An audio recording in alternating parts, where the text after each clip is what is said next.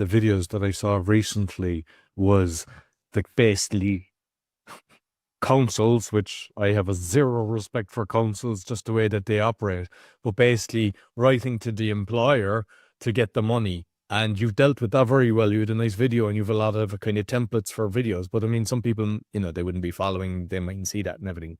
So you might explain, because I'm sure that could be an international thing as well, because like the council seem to be just replicating things around the world. So you might just touch on that. Yeah, oh, definitely. And this is what it was, I mean, I've been really, going into GDPR, General Data Protection Regulations.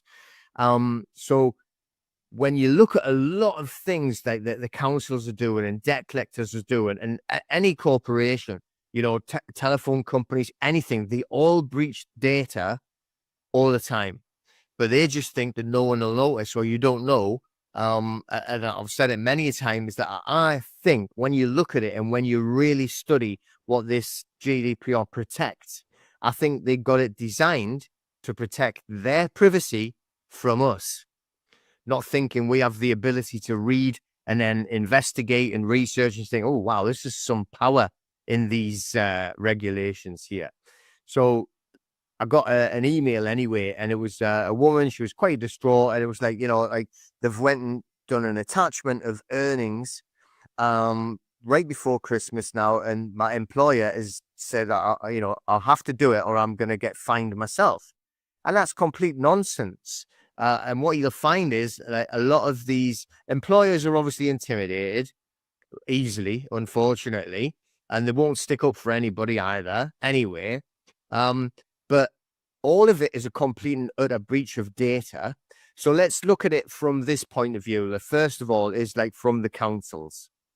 So this was to do with council tax. For whatever reason, it's none of my business why it's not paid. That's not the part of it. But what they have done, the council have gone in and pretended. This is what they do. They pretend they get a court order. They call it a liability order, but it's not created correctly with due process by a court. So there is no court stamp, there is no court signature, there's literally no court order. And we have case law that states if it isn't a legally executed court order, right? Change the word liability to court, because that's what they're trying to say it is. It's a court order. If it's not legally executed, it doesn't exist. So if it's not existing, then you have not got the authority to enforce it.